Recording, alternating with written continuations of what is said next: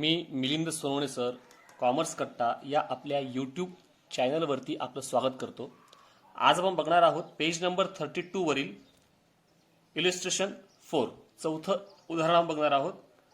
From the following trial balance of mister Piyush and mister Arun you are required to prepare trading and profit and loss account and balance sheet as on that date.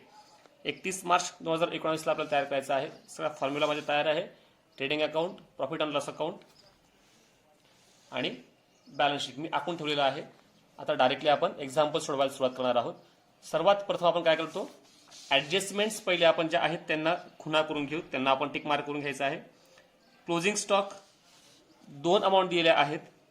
याच्यामध्ये आपण कोणती घेतो, which ever is लेस, जी सर्वात कमी असणार आहे ती आपण घेत असतो. आपण घेणार आहोत 35,000ची घेणार आहोत. नंतर interest on fixed deposit 12,000 is steel receivable, म्हणजे आपल्याकडे जे काही फिक्स्ड डिपॉझिट होते, फिक्स्ड डिपॉझिट म्हणजे आपली ऍसेट असते, तर हिच्यावरती आपल्याला काय इंटरेस्ट मिळायचं आहे, मिळणार आहे. आणि इकडे पण एक इंटरेस्ट आहे दिलेला आहे आपल्याला, म्हणजे या दोन ठिकाणी याचा इफेक्ट येईल. म्हणजे फिक्स्ड डिपॉझिटवरती इंटरेस्ट मिळणार आहे म्हणून ऍसेटमध्ये आपण फिक्स्ड डिपॉझिटमध्ये हे 1200 रुपये ऍड करणार आणि इथेही आधीचा आपल्याला मिळालेला इंटरेस्ट जो होता 1,000 याच्यामध्ये हे 1200 रुपये पुन्हा आपण एकदा ऍड करणार आहोत. नंतर provide RDD at 2.5% on sundry debtors. Sundry डेटर्सवरती जी आरडीडी आहे म्हणजेच सन्ड्री डेटर्स आणि बॅड डेप्स या दोन्ही ठिकाणी याची ऍडजस्टमेंट येईल. नंतर डेप्रिसिएट फर्निचर, फर्निचरवरती डेप्रिसिएशन काढायचं आहे. हा तो आयटम आहे. आणि then last one, goods of ₹8,000 destroyed by fire and insurance company admitted a claim of ₹6,000 only. म्हणजे आतापर्यंत आपण जी एक्झाम्पल्स सॉल्व्ह केली त्याच्यामध्ये ही ऍडजस्टमेंट नवीन आहे, तर आपण ही देखील बघूयात. तर आता आपण एक्झाम्पलला सुरुवात करूयात. आपण सर्वात पहिले ज्या काही ऍडजस्टमेंट आहेत त्या सॉल्व्ह करूयात.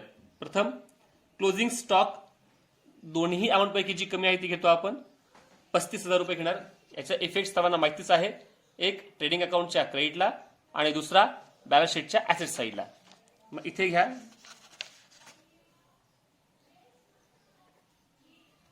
बाय क्लोजिंग स्टॉक 35,000 आणि दुसरा आपण टाकतो बॅलन्स शीटच्या ऍसेट साईडला. इथे म्हणा जवळपास 10 ते 12 जागा सोडायची. तुम्हाला सांगितलं की जागा का सोडायची, तर या ठिकाणी वरती फिक्स्ड ऍसेट, नंतर फिक्टिशियस ऍसेट्स आणि मग आपण करंट ऍसेट घेतो. क्लोजिंग स्टॉक ही आपली करंट ऍसेट आहे.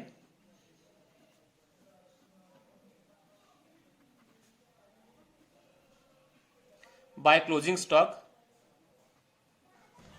35,000. नंतर आहे interest on fixed deposit 1,200 is steel receivable. मग या ठिकाणी आता फिक्स्ड डिपॉझिट आणि इंटरेस्ट ऑन फिक्स्ड डिपॉझिट हे दोन्ही आयटम आपण लिहून घ्यायचे आहेत. फिक्स्ड डिपॉझिट कुठे जाईल, तर हा जाईल बॅलन्स शीटच्या ऍसेट साईडला. मग इथे म्हणा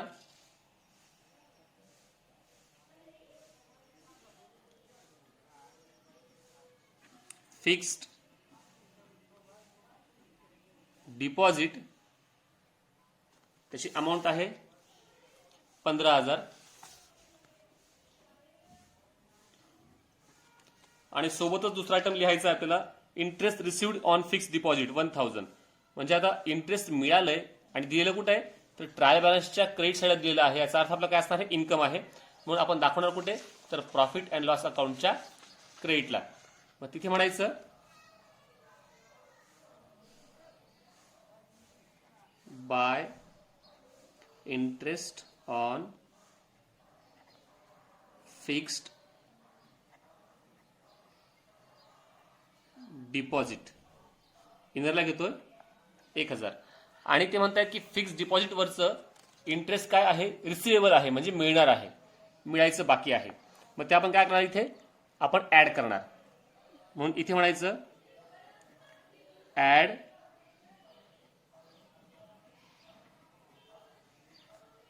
इंटरेस्ट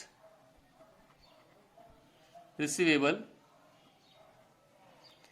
1200, आउटरला 16,200. आणि इकडे ही इंटरेस्ट वाढता आहे आपलं म्हणून इथे काय करणार आपण ऍड करणार. ऍड इंटरेस्ट रिसिवेबल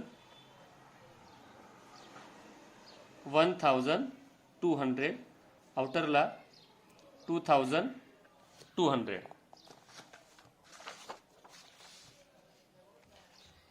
ही पण संपलेली आहे. नंतर आरडीडीची ऍडजस्टमेंट आहे म्हटल्यानंतर सन्ड्री डेटर्स आणि बॅड डेट्स हे दोनही आयटम्स लिहून घेणं गरजेचं आहे. मग इथं घ्यायचं आपल्याला सन्ड्री डेटर्स. अजून इथं 2-3 ऍसेट बाकी आहेत, मग जागा ठेवतोय मी.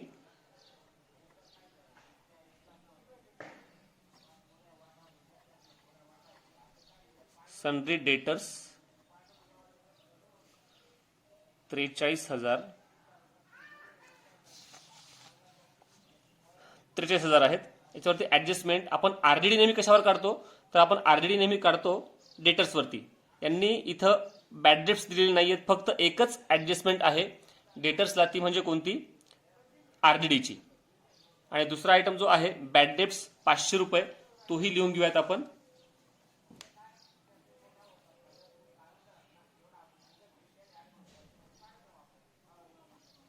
टू बॅड डेट्स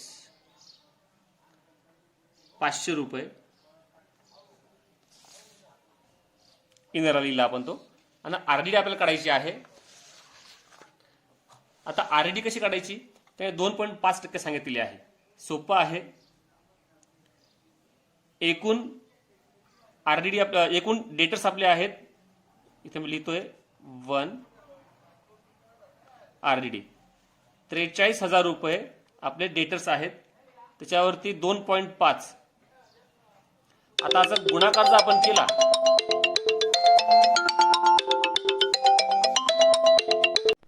तर ह्या ठिकाणी आपण लिहितो आहोत 2.5% आपल्याला काढायचे आहे.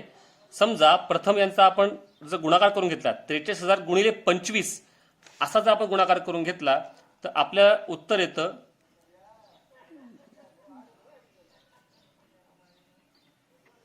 असं उत्तर येतं. आणि नंतर समजा आपण हा पॉईंट द्यायचं ठरवलं तर इथं आपण हा पॉईंट देऊन टाकूयात.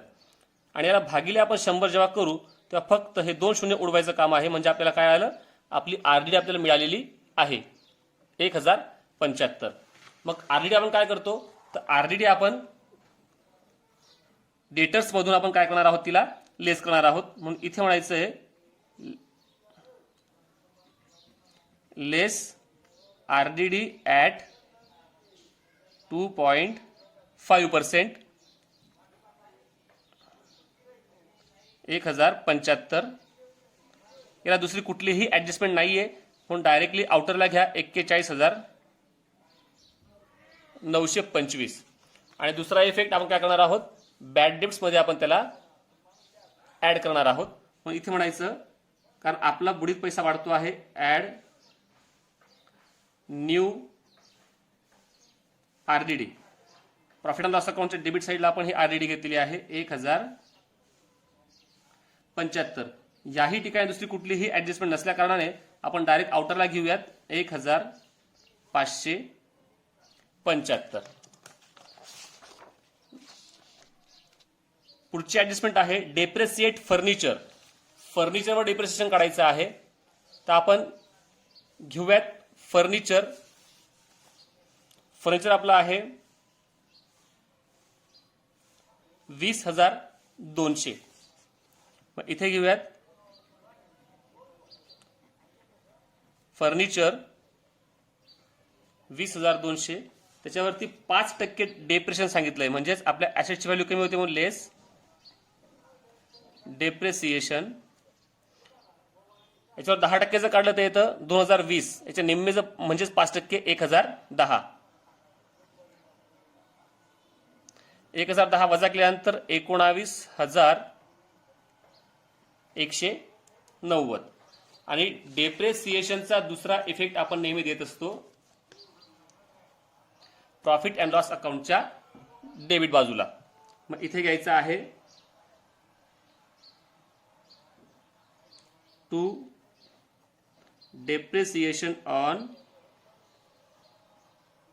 फर्निचर 1010.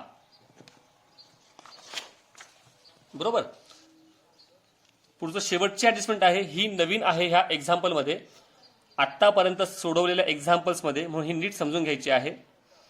बघा, goods of ₹8,000 destroyed by fire and insurance company admitted a claim of ₹6,000. म्हणजे आपला एकूण 8,000 रुपयाचा माल जळाला होता. त्यामध्ये 6,000 रुपये म्हणजे आपण जेव्हा इन्शुरन्स कंपनीकडे क्लेम केला असेल की आमचा माल जळाला आहे, त्याचा आपण विमा काढलेला होता.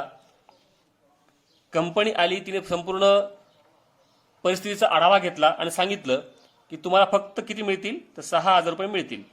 म्हणजेच काय झालं, आपला टोटल लॉस आहे तो किती आहे, 8,000. आणि इन्शुरन्स कंपनीने क्लेम ॲक्सेप्ट केला आहे तो फक्त 6,000चा. म्हणजेच 2,000 रुपये काय असणार आहे आपला, तर हा आपला असणार आहे लॉस. सोपी गोष्ट आहे. तुम्हाला मागे सांगितलं की कुठल्याही कारणाने जर आपल्याकडनं गुड्स किंवा माल गेला असेल तर आपण तो डायरेक्ट टाकतो ट्रेडिंग अकाउंटच्या क्रेडिटला. बरोबर. आणि क्लेम मिळाला म्हणजे एवढे का असेना पैसे मिळून गेले आहेत, एवढी ॲसेट वाचलेली आहे, म्हणून हा दुसरा इफेक्ट आपण दाखवणार बॅलन्स शीटच्या ॲसेट साईडला. आणि 2,000 रुपये आपला टोटल लॉस आहे, म्हणून आपण तो टाकणार प्रॉफिट अँड लॉस अकाउंटच्या डेबिटला. म्हणजे ही ॲडजस्टमेंट जर तुम्हाला नीट कळून गेली असेल तर इथे फक्त 3 इफेक्ट येतात, नाहीतर इतर ॲडजस्टमेंटचे काय असतात, 2च इफेक्ट असतात. समजली आहे? नीट बघून घ्या एकदा वाटल्यास. टोटल लॉस 8,000, त्याच्यामध्ये क्लेम ॲक्सेप्ट केला 6,000, ते आपण टाकणार ॲसेट साईडला. आणि लॉस जो आलेला आहे 2,000 हा आपण टाकणार प्रॉफिट अँड लॉस अकाउंटच्या डेबिटला. तर मग घेऊया तिथे ट्रेडिंग अकाउंटच्या क्रेडिटला प्रथम बाय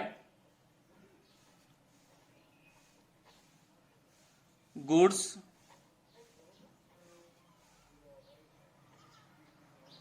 डिस्ट्रॉइड बाय फायर 8,000. नंतर इथे लिहायचं आहे टू लॉस किती झाला आपला, 2,000 रुपये. Loss by fire 2,000 rupees. आणि क्लेम ॲक्सेप्टेड म्हणजे आपला क्लेम ॲक्सेप्ट केलेला आहे, म्हणून इथं म्हणायचं आहे ॲसेट साईडला इन्शुरन्स क्लेम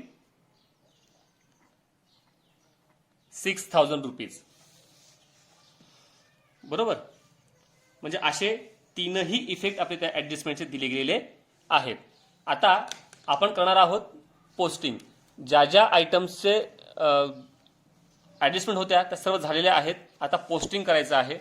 तर पोस्टिंगला आपण सुरुवात करूयात.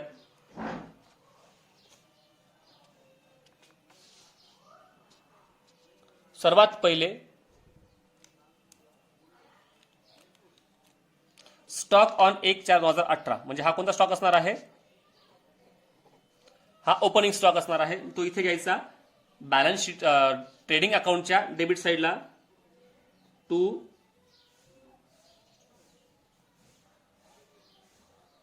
Opening stock 30,800. नंतर परचेसेस आलं असेल तर रिटर्न्स आहेत का पाहून घ्यायचे आहेत. रिटर्न्स दिलेले नाहीत म्हणून डायरेक्ट परचेसेस आपण घ्या आउटरला टू परचेसेस 80,000. नंतर सॅलरीज, यालाही काही ऍडजस्टमेंट नाहीये.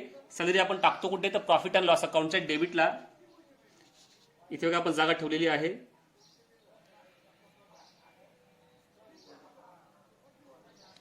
सॅलरीज 5,000.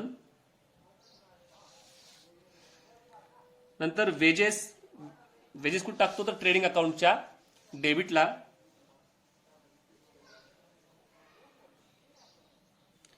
To wages 7,000 500. कॅरेज, फक्त कॅरेज म्हटलं असेल तर कॅरेज इनवर्ड असं त्याला समजायचं आहे, म्हणून टाकायचंय डेबिटलाच ट्रेडिंग अकाउंटच्या to carriage amount 3000 rupees. Royalty हा सुद्धा खर्च ट्रेडिंग अकाउंटच्या डेबिटचाच आहे.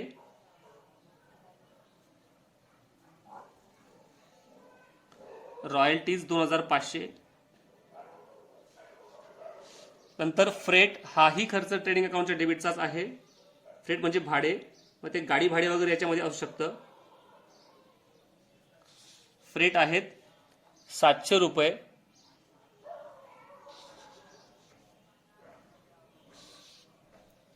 प्रिंटिंग अँड स्टेशनरी हा खर्च जातो आपला प्रॉफिट अँड लॉस अकाउंटच्या डेबिटला, कारण हा ऑफिसचा खर्च आहे.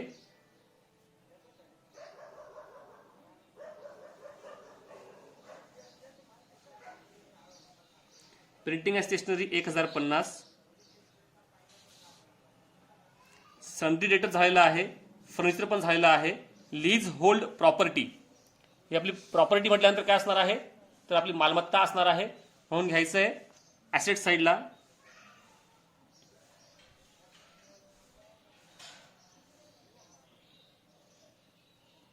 Free hold property 25,000. नंतर इन्व्हेस्टमेंट पण आपली काय आहे, ऍसेटच आहे, म्हणून तीही इथेच घ्या.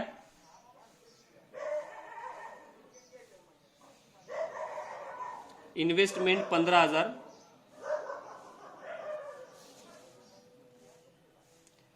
ट्रॅव्हलिंग एक्सपेन्सेस हा खर्च आपला प्रॉफिट अँड लॉस अकाउंटच्या डेबिटला जातो, प्रवास खर्च.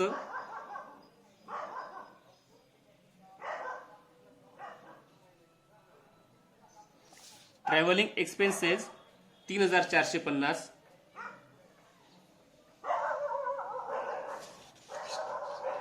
ऍडव्हर्टाइजमेंट, याला इंटरनल ऍडजस्टमेंट आहे. ऍडव्हर्टाइजमेंट आहे 30,000 प्रॉफिट अँड लॉस अकाउंटच्या डेबिटला.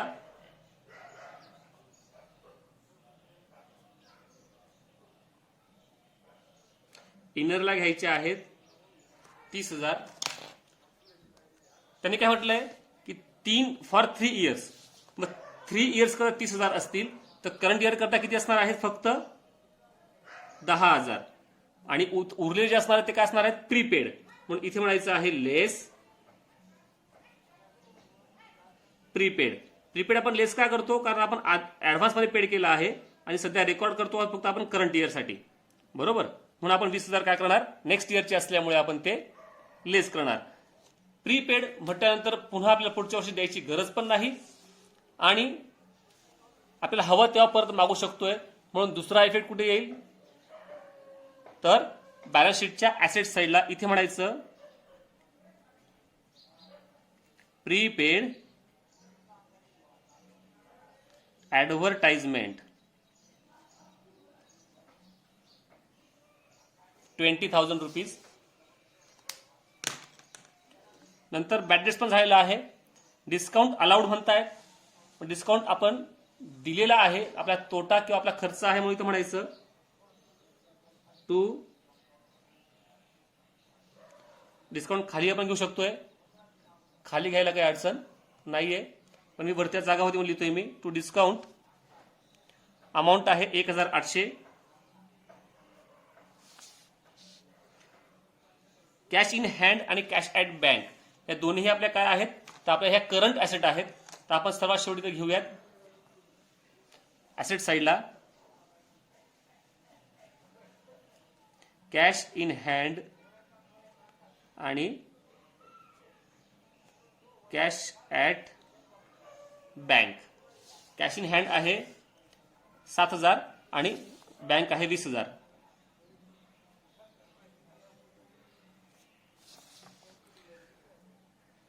देन फिक्स्ड डिपॉझिट हे पण झालेलं आहे.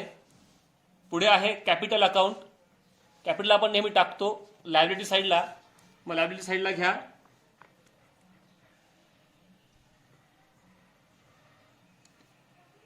कॅपिटल ऑफ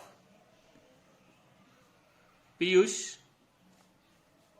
इनर कॉलम 80,000 आणि मग capital of Arun same 80,000. Sundry creditors आपली लायबिलिटी आहे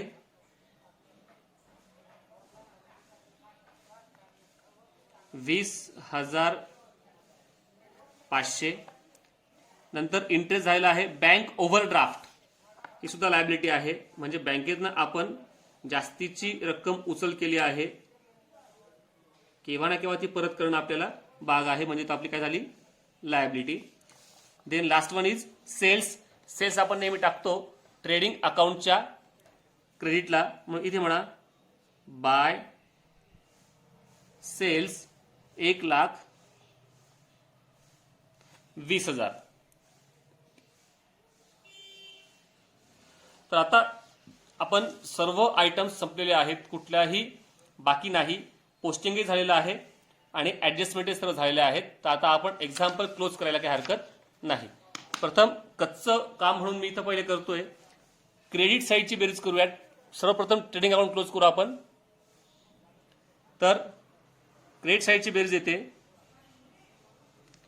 1,63,000 आणि डेबिट बाजूची बेरीज येते 1,24,500. इथेही क्रेडिट बाजूची बेरीज जास्त येते आहे. म्हणजेच काय, तर इथे आपल्याला मिळतो आहे नेट प्रॉफिट. दोघांची वजाबाकी केली तर उरतात 38,500. म्हणजे हे आपल्याला मिळालं ग्रॉस प्रॉफिट. जी रक्कम जास्त आहे ती पहिले आपण लिहून टाकूयात. 1,63,000. इथे किती कमी पडत आहेत, तो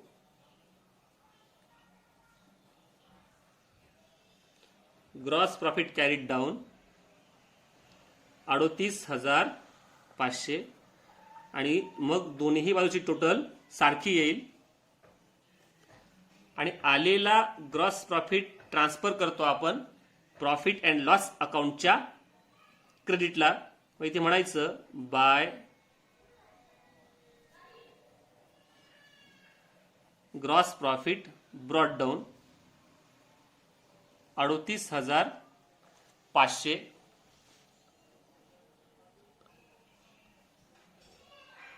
आणि आता आपण क्रेडिट साईडची टोटल क्लोजिंग करूयात.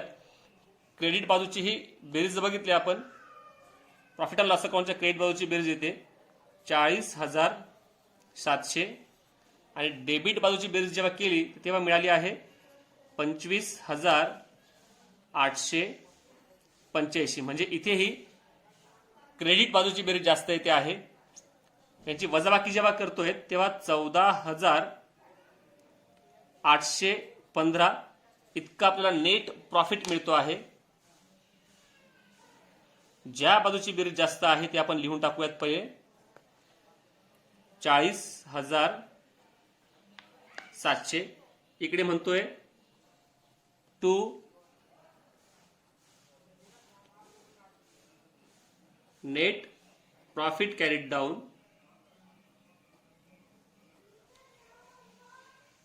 पियुष आणि अरुण. आता नेट प्रॉफिट आपला आलेला आहे एकूण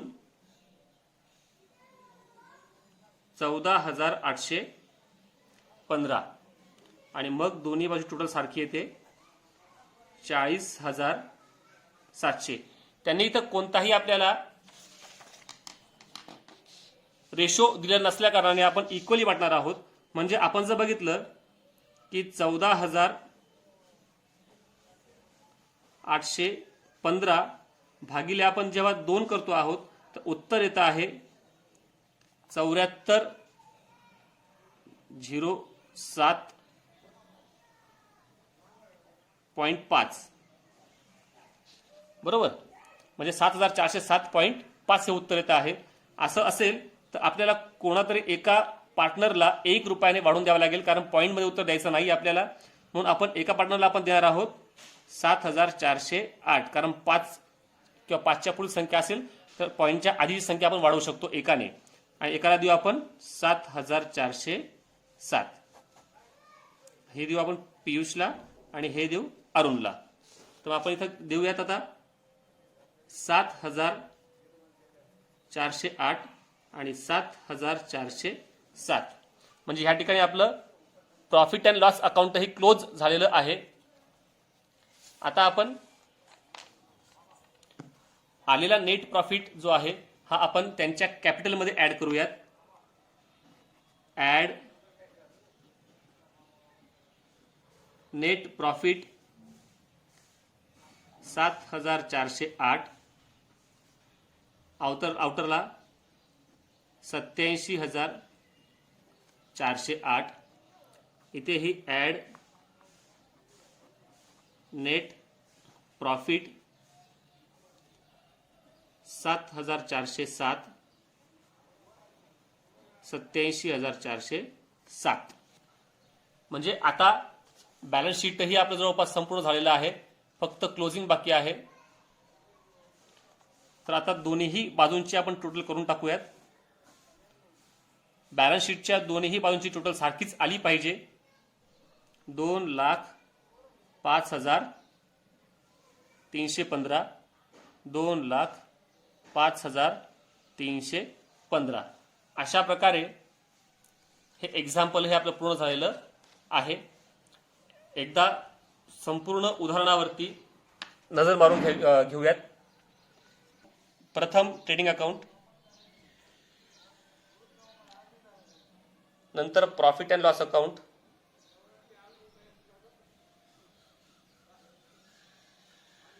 नंतर बॅलन्स शीट,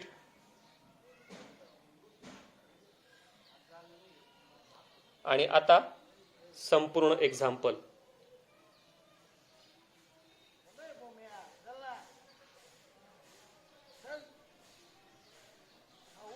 अशा प्रकारे चौथं एक्झाम्पल आपलं कंप्लीट झालेलं आहे. धन्यवाद.